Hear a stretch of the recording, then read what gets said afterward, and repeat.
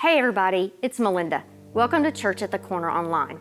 If this is your first time with us, we hope you will find this message inspiring and helpful and that you'll want to make us a part of your weekend routine. We would love to connect with you, so if you've never joined us before, please text the word Corner BG to 833-22-2630 and we'll get a gift card in your hands. Today, Pastor Tim is going to conclude the series called How Not to Be Your Own Worst Enemy, as he introduces the third of 3 habits that we need to develop. So make yourself at home and let's get started.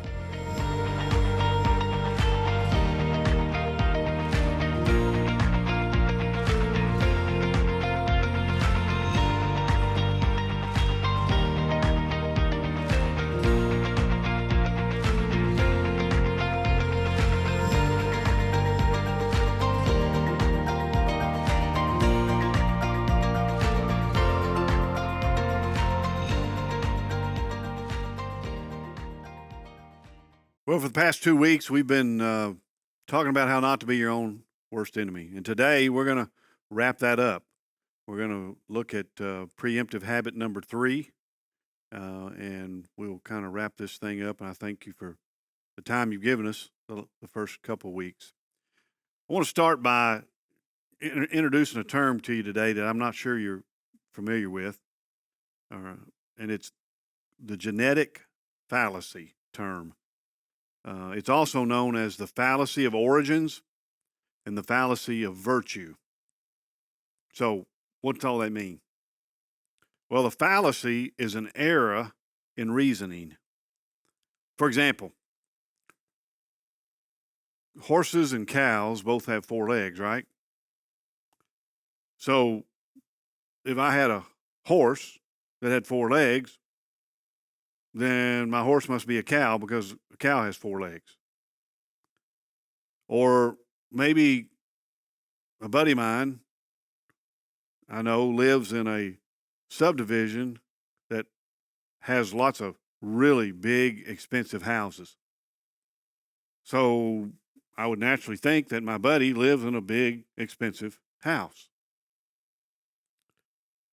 See, a genetic fallacy takes place when someone discounts the reliability of information based on the source rather than the merits of the information. For example, if I said today that I had a report that I wanted to share with you from CNN, half of you would just turn away and turn it off or whatever. If I said I heard it on Fox News, the other half of you would turn and not want anything to do with it either. See, you've already created a suspicion of the information because of the source. You know, and it's easy to discount information based on the source rather than its merit, especially when it comes to advice. I mean, should it be judged by its merits and not on its source? If not, maybe you become your own worst enemy. And as I mentioned, this is the last part of this series, and we're going to kind of wrap this thing up today. And we can all laugh at some events when we were our own worst enemy in the past, but some of them you can't laugh about either, because some of them people got hurt. Maybe you. But so many of us make them in our career, in our health, finances, marriages, whatever. And when we're not being our own worst enemy, when we watch other people do that, we just kind of, from a distance, think, I've learned my lesson. I'll never do that. But there's always constantly looming over us the potential to become your own worst enemy. Never goes away. Because after all, as I've said earlier in this series, you have participated in all your bad decisions. That's the constant, is you. And a single bad decision is always the first step towards becoming your own worst enemy. Because again, every habit begins with a first time, and every pattern starts with a first line, and every journey begins with a first step. And in this series, we've been talking about preemptive habits, and today I'm going to share the third one on how not to become your own worst enemy. So here's a question I haven't addressed in the first two sessions. Why are we talking about this in this context? Church, spiritual, whatever. Well, because this isn't just about you. You see, when you hurt you also hurt those closest to you. And if you're a Jesus follower, you're responsible on how your behavior impacts other people. It's about you living your life in a way that really others are drawn to the source of life in you, Jesus. So here's a quick review from earlier. And if you haven't watched the first two teachings, I'd recommend you do that. You can find them on our Facebook page. You can go to our churchatthecorner.com website. You can go to our YouTube page and watch it there. So in episode 1, teaching 1, we looked at preemptive habit number 1, which was pay attention to the tension. While considering anything, an option, an invitation, a decision, you should ask yourself, is there a tension that deserves my attention? And remember, don't start selling yourself, because we rarely have to sell ourselves on a really good idea and the right thing. And then last time we talked about preemptive habit number 2, which was pay attention to your narratives in your life. Pay attention on how you frame reactions and responses and feelings and your self-talk. Paul told us to take all those things captive and demolish them. Because our internal narratives can be helpful, but they can also set us up to become our own worst enemy. So today, we're going to look at the last habit, preemptive habit number 3, which is pay attention to the voices of wisdom around you. Most people who become their own worst enemy were warned. Somewhere along the way, they were warned by somebody, but they wouldn't listen. Maybe it's you. Maybe you look back now and go, man, if I just would have listened and taken so-and-so's advice, it wouldn't have happened. They warned me. You see, our worst decisions, those are tipping points. They're the points of no return. Man, how many times have you heard people say, if I could just go back to that decision, I would do it different? That's those moments we don't get back.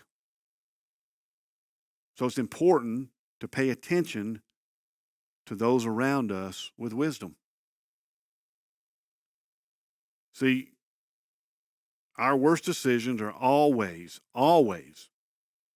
preceded by a series of unwise decisions ahead of time. Somebody felt the tension and we ignored them. See, they weren't distracted by our internal narratives like we were. They connected the dots for us that we couldn't see, and they said something. And if we'd have paid attention to the voices of wisdom around us, it would have been different. But if we will listen to the voices around us, it can become an extraordinary habit to keep us from becoming our own worst enemy. So today, I want to go back again like I did in week 1 to the Hebrew Bible that we know as the Old Testament. And I want to see if maybe this won't soften your resistance to listening to what you've heard and maybe paying attention to the wisdom of those around you. the bulk of it is found in 1 Kings chapter 12, but we're going to start out in 1 Kings chapter 11. And this narrative revolves around Israel's fourth king. You remember in week 1, we talked about Israel's first king and second king, Saul and David. Well, this narrative revolves around the fourth king. For a little context, again, you understand that Saul was Israel's first king, David was Israel's second king, and then David's son, Solomon, replaced him as king. So the assumption was that when Solomon died, his oldest son, Rehoboam, would become king as well. But there's another character we need to be introduced to here to really put all this together, and his name was Jeroboam. So you got Rehoboam and you got Jeroboam. And who was this Jeroboam? We know that Rehoboam was Solomon's son. Well, we read about him in 1 Kings chapter 11 with verse 28. It says, "Now Jeroboam was a man of standing, and when Solomon saw how well the young man did his work, he put him in charge of the whole labor force." Now Solomon was this huge visionary. He was constantly building things. And he had this huge slave workforce that did all the construction. So Solomon recognizes Jeroboam and puts him in charge of the forced labor, the slaves. And Solomon apparently had more than 150,000 stone cutters that would cut the stone that they would use to build these things. That Solomon built the temple. He was the one that built the temple after they'd been the tabernacle in the wilderness, and it became the first temple. So we pick up then again with verse 29, and it says, "At that time Jeroboam was going out of Jerusalem, and Ahijah, the prophet of Shiloh, met him there." And if you read what happens there, it says that the prophet rips his coat into 12 pieces, his coat, not Jeroboam's. And he hands Jeroboam 10 of the pieces of his coat, and he keeps 2 of them. And he's a prophet, so he shares the prophecy that God wants him to tell Jeroboam, and he does that in verse 31, and he says, "See, I am going to tear the kingdom out of Solomon's hand and give you 10 tribes." Now there were 12 tribes in the nation of Israel. So here we see that the prophet, through the prophet, tells Jeroboam that he is going to take 10 of these tribes away from Solomon and give them to Jeroboam. Why? Why would he do that? Well, King Solomon, who was David's son, who worshiped the living God, also was worshiping other gods, because Solomon had hundreds of wives. And a lot of the gods, these false gods that they were worshiping, he started worshiping as well, in addition to the one true God. So Jeroboam, once he's told this by the prophet, can't keep his mouth shut, and he goes out and starts telling people what this prophet told him. And obviously, when you do that, it gets back to the main source, especially if you were a king. So Solomon finds out about it. And so, predictably, here's what Solomon does. In verse 40, he says, "Solomon tried to kill Jeroboam, but Jeroboam fled to Egypt and stayed there until Solomon's death." And again, the assumption was, now that Solomon has died, that Rehoboam would be the next king because he was Solomon's son. There wouldn't be any challenges. It'd be pretty simple. He'd just become the king. So that's where we pick up the story in 1 Kings chapter 12. Verse 1. Rehoboam went to Shechem, for all Israel had gone there to make him king. When Jeroboam heard this, he was still in Egypt, where he had fled from the King Solomon. He returned from Egypt. So he shows up. So they sent for Jeroboam, and he and the whole assembly of Israel went to Rehoboam and said to him, your father put a heavy yoke on us. Your father, basically what he's saying is, your father, like the other kings, treated us like slaves. That's what the Egyptians were. They were slaves. But now listen, the heart, I'm sorry, but now lighten the harsh labor and the heavy yoke that he put on us, and we will serve you. So what are they saying? Hey, if you'll just lighten the load a little, treat us a little more respectful, we'll serve you willingly. You won't have to force us to do anything. But you need to stop all this construction. You're working us to death. You need to lighten the taxation load on us. So at this point, when Rehoboam hears this, we're going to see that he makes two good decisions before things go south. Verse 5, Rehoboam answered and said, go away for 3 days and then come back to me. So the people went away. Now, this was a good decision, because what's Rehoboam saying? Give me a little time to think about it. You go away, let me think about it, and then we'll talk. Verse 6, here's his second good decision. Then King Rehoboam consulted the elders who had served with his father Solomon during his lifetime. Because see, these advisors were older and wiser. They'd been around his father. They'd had quite a bit of water under the bridge, probably. So this was a good move, asking for their thoughts. And that's exactly what he does. Verse 6, he says, how would you advise me to answer these people, he asked. Verse 7, they replied, if today you will be a servant to these people and serve them and give them a favorable answer, they will always be your servants. So they're saying, hey, Rehoboam, you've never been king before. If you want to be a really good king and rule a kingdom that's united, then here's how. Pretty simple. Put their interest ahead of yours. I mean, that's wise counsel. But Rehoboam thought, apparently to himself, what do a bunch of old men know?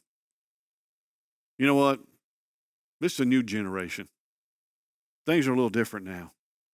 I mean, I asked them, but I don't really like what they said. Matter of fact, verse 8 tells us that he didn't, because it says, but Rehoboam rejected the advice that the elders gave him. But it's what he needed to hear. But it's not what he wanted to do. But it was actually the only way to get to where he wanted to be. But he didn't like the way it sounded. He didn't like what he might have to do. So in this case, it was a united kingdom. And Rehoboam found folks then. When I say united, it was a kingdom that had one simple thought. The people around him was, tell him what he wants to hear, so we'll get what we want. So he found some folks that would tell him what he wanted to hear. See, that's how you become your own worst enemy. If you surround yourself with people who tell you what you want to hear, you'll lose influence, opportunity, resources, and respect. This is how you end up where you don't want to be. So here's a great question, because I guarantee this is going on in your life right now. Whose advice are you ignoring? Maybe because it doesn't sound like the way you wanted it to sound. You're well on your way to becoming your own worst enemy. What is the internal narrative? Remember we talked about paying attention to them? You're using to reinforce your resistance to that advice. If there's something in you that says, what could they possibly know about this or that? You need to hit pause, because you're about to become a victim of a fallacy. I want you to hear me. Don't ever discount powerful or important advice because of the source of it. See, Rehoboam rejected this great counsel because it was from older people. And it wasn't what he wanted to hear. So let's go back to the story. 1 Kings 12, pick up with verse 8. But Rehoboam rejected the advice the elders gave him and consulted the young men. Now, let's don't read too much into that. That's not saying that young men don't have good counsel, okay? But the second part of this is where the problem begins. Who had grown up with him and were serving him. In other words, they were on the payroll. So what are they going to say? What he wanted to hear. Didn't matter the age. It was that they were serving him. So when only the people who have access to you are the ones that are giving you advice, who need something from you constantly, you're in a dangerous place. Verse 9, he asked them, what's your advice? How should we answer these people who say to me, lighten the yoke your father put on us? You know, we can always find someone who will tell us what we want to hear. They're out there. They're a dime a dozen. Because the reason we want to hear that is so we can do what we want to do. See, the problem with always going with what you want to do is eventually you will arrive at precisely where you don't want to be. Let me say that again. The problem with always doing what you want to do is you eventually arrive at precisely where you don't want to be. You become your own worst enemy. And this is what happens to Rehoboam. Because when you look at verse 10, it says, the young men who had grown up with him replied, these people have said to you, your father put a heavy yoke on us, but make our yoke lighter. Tell them, my little finger is thicker than my father's waist. Now that sounds a little weird, but let me give you some backdrop here. Solomon was a big guy, apparently. And in that culture, it was a sign of health and wealth. If you were a big guy, you were healthy and you were wealthy. So apparently he had a pretty good sized waist on him. So what they tell Rehoboam here is, hey, you need to tell them that your little finger is thicker than your dad's waist. And he was a big man. What are they saying? Hey, Rehoboam, tell them they ain't seen nothing yet. With what you're going to do to them, they haven't seen anything yet. Verse 11, my father laid on you a heavy yoke. I will make it even heavier. My father scourged you with whips. I will scourge you with scorpions. Now, scorpions were a kind of whip. They just had metal and bone in them used to punish criminals. Matter of fact, that's the same kind of whip that Jesus was beat with that pulled all the skin off of his body. So Rehoboam's message to them was this: my dad treated you like slaves, I'm going to treat you like criminals. And he didn't listen to the advice that wise men had given him. Verse 12, 3 days later, Jeroboam and all the people returned to Rehoboam. Remember, he sent them away, so they all returned. Verse 13, the king answered the people harshly, rejecting the advice given him by the elders. See, the moment he rejected the wise advice of the elders, the fate of an entire nation was sealed. An unwise decision led to a catastrophic decision. And he tells them, my father made your yoke heavy, I will make it even heavier. My father scourged you with whips, I will scourge you with scorpions. In verse 16, when all Israel saw that the king refused to listen to them, they answered the king. They had a prepared statement, apparently, when it came back. And the next piece that we read in verse 16 is part of a quote that comes from a rebel named Sheba, who had led a rebellion during the reign of King David, who would have been Rehoboam's grandfather. Here's what it says. Verse 16, what share do we have in David? What part in Jesse's son? Jesse was David's father. To your tents, Israel. Look after your own house, David. In other words, David and your lineage, Solomon, you guys can go build your own cities and palaces. We don't recognize your right to rule over us. Go rule yourself. We're going to make it hard. Verse 16, so the Israelites went home. But as for the Israelites who were still living in the towns of Judah, Rehoboam still ruled over them. King Rehoboam sent out Adoniram, who was in charge of forced labor, but all Israel stoned him to death. So Israel has been in rebellion against the house of David to this day. Look at the consequences of one wrong decision not to listen to good advice because of the source it came from. They have been in rebellion with the house of David to this day. The kingdom was divided. It was weakened. It became vulnerable. Then it became invadable. And this is just like us when we refuse to pay attention to the voices of wisdom around us.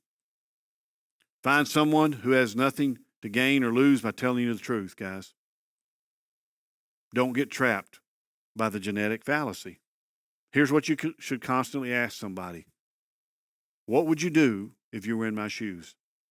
Now, they may never have experienced what you're asking them, but just still ask them, what would you do if you were in my shoes? It's so simple. You don't have to sell yourself on that, do you? We have to ask ourselves, why don't we do it then? One reason, I think, is we already know what they're going to say. And if you already know what a wise person's going to say when you ask them, then just do it. The other reason we don't ask is I think we don't think it's anyone else's business. Well, you know, it may not be their business. But let me tell you, you need to invite them into your business because private decisions have public consequences. Private decisions have public consequences. Your private decisions don't stay private.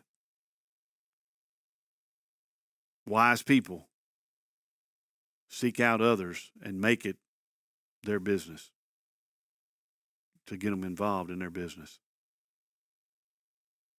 But you know, one thing I've learned is success is intoxicating. Success doesn't necessarily make us smarter. It makes us more careless. It makes us clueless at times. You know, so many fathers think this. Well, you know, I was a kid once. I know how to raise a kid. I don't need any help. Really? You know, I had surgery once. How about you let me operate on you? Here's the thing, guys. Somebody else can see what you can't see.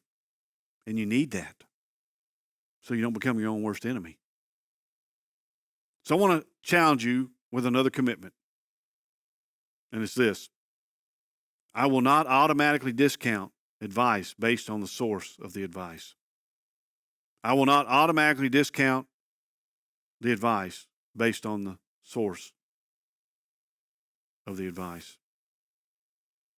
Pay attention to the voices of the wisdom around you. Because wise voices set you up to make wise choices.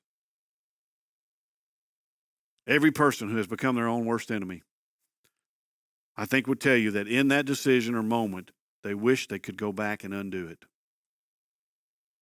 And typically, it was preceded by a series of unwise decisions.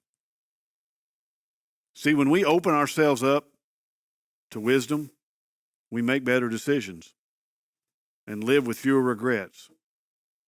And we avoid becoming our own worst enemy.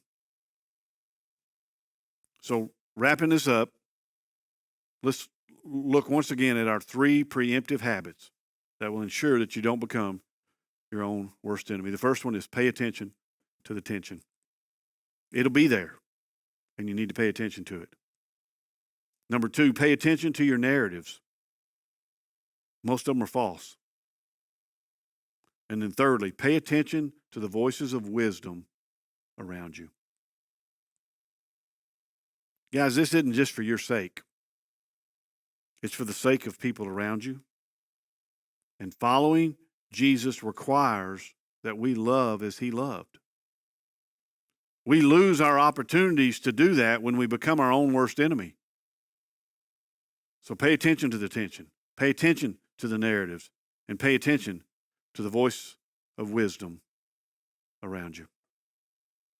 Let me pray. Father, once again, we're thankful for your word and how it can change things and how it's so relevant all these years later and will be still relevant many years later if we'll just embrace it and let it become that important part of our life. So, Father, I pray that somebody was encouraged today.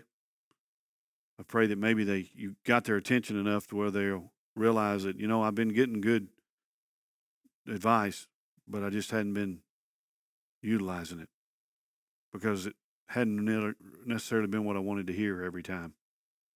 So help us to be more like that. Help us, encourage us to recognize that. And as we said in the first two sessions, Father, if there's somebody that came to a realization by listening to these messages that they've never really trusted you, who is the wisest voice we could listen to, that's where the best advice comes from because it's the truth. You're the truth, the way, and the life. If there's somebody like that, Father, I pray that this morning they'll maybe send us a private message. They'll put something in the comment box where we can follow up with them, have a conversation with them, and you can become that to them. It's that simple. In a moment's time, it can happen. So, Father, we thank you and we praise you, and we do all this in the name of Jesus. Amen. Hey, guys, thanks for joining us for this series. I hope you've benefited from it. And as always, if we can do anything to help you, just let us know. Have a great week.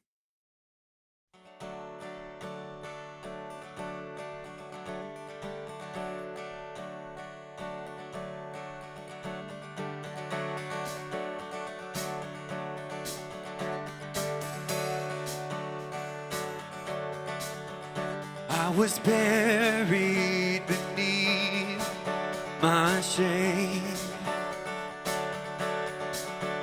Who could carry that kind of weight?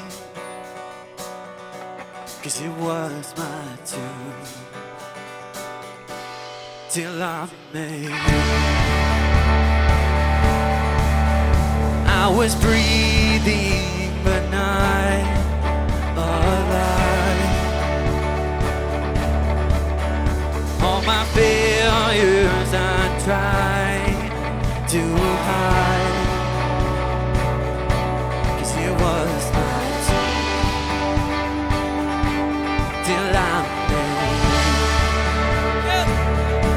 'Cause you called my name and I ran out of that grave, out of the darkness to your glorious name. You called my name and I ran out of that grave, out of darkness to your glorious name.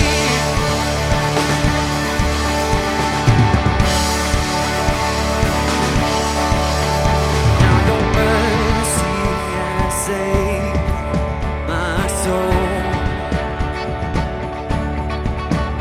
Now your freedom is all that I know. 'Cause the old made new. Jesus, when I made you, today you called my name and I ran out of that grave, out of the darkness into your